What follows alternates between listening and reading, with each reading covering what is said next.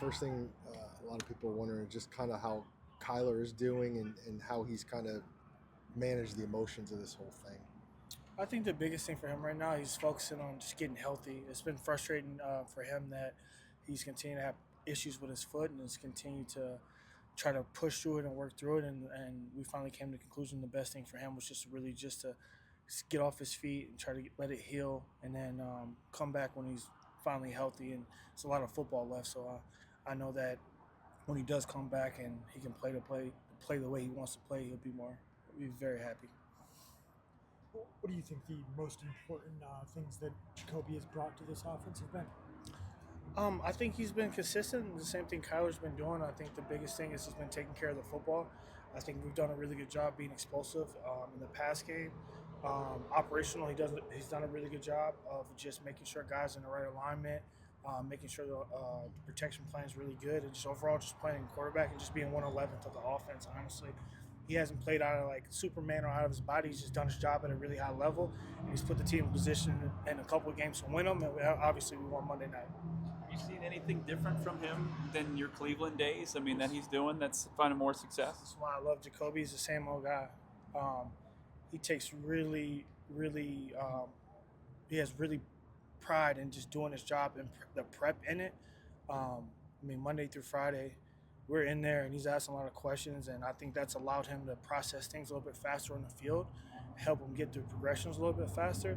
And obviously, when you can do that, you can play and put the ball where you want to, and then that allows our guys a little bit more opportunities on the field. Jacoby always says that he prepares like he is a starter, whether he is or isn't. But how different is it when he is the starter?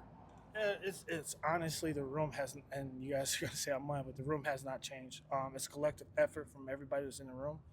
We watch tape. I think we all see football different. We all have different point of views of it. How Kyler sees it, how I see it, how Jacoby, how Keaton, and now Driscoll sees it. And guys with a lot of experience, so we were able to bounce ideas off each other, and then also just have good debates on like how we see things playing out in the progression standpoint, how we see a protection, or if there's any clues that the defense has given us that we can help us out make faster decisions. What stood out with Keaton's play since he came to town? Keaton's been awesome. Obviously, when you first get to a new place, learning the offense coming from Houston, that's kind of like drinking out of a fire hydrant. But he's put in time. He's gotten good reps against our starting defense, which is a really good defense in the NFL, playing scout team, which has allowed him to kind of knock off some of the rust he's doing. And he's just been an addition to the room. Like I said, he's a very funny guy. He's very energetic, and he's fitting in really good with us. When it comes to the downfield passing attack, what's behind Jacoby's success getting to the second and third level, and especially on third down? I think a lot of it has to do with like tip our hats to the offensive line. The past couple of weeks, they've done a really good job in protection. And that's allowed Jacoby to stand tall in the pocket and deliver some of the throws that's happened down the field. I think Drew's done a good job of just kind of the balance of the under center run game and matching it up with the pass game, which is allowed to open up some second and third level windows for us to kind of push the ball down the field. Jacoby's talked about how close you guys are in the past. And he's talked in the past about how close you guys are. How has that kind of helped this transition to him now, and kind of how often do you guys talk outside of football and whatnot? He watches tape just like Collar a lot, and I think the biggest thing is it's open and honest communication. He's not worried about hurting my feelings, and I'm not worried about hurting his feelings. So we can be blunt with each other, like, hey, I don't like that, or Jacoby, now you screwed up here, that wasn't the read. And we can definitely look at each other and know that we're being honest with each other, so that allows like open and free communication, and allows me to coach the way I want to coach, and allows him to play the way he wants to play. And I think that's really big. And the more they know you love them, the more you care about them. I think the harder they play for you, and that goes for like everyone in the locker room and the quarterback. He was asked what the biggest difference between you and Drew from Cleveland was, and he said, your paychecks. Is that true? My wife's not helping it, but it was a little bit better from the QC days in Cleveland. You said that? Funny guy, man. Do you think you're the same person though? Same coach as you were again? Outside of the paycheck? I hope to say I'm a little wiser, a little bit more experiences, and I'll hope to say that I've grown and learned some new things from them. But I try to be the same person every single day. When he's hanging in and taking shots, are you holding your breath in the sideline? He's a tough dude. He's a tough guy. Like sometimes I'm like, dude, easy.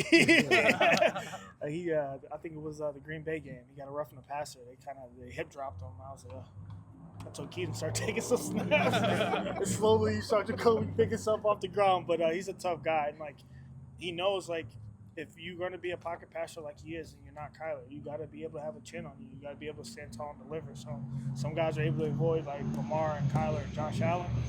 Some guys got to sit in that pocket and to push the ball down the field. And he knows who he is. I think that's one of the things that makes him really good is he's very self-aware. He knows his strengths. He knows his weaknesses. And he can look at himself in the mirror and knows how he's going to win the game and what he has to do.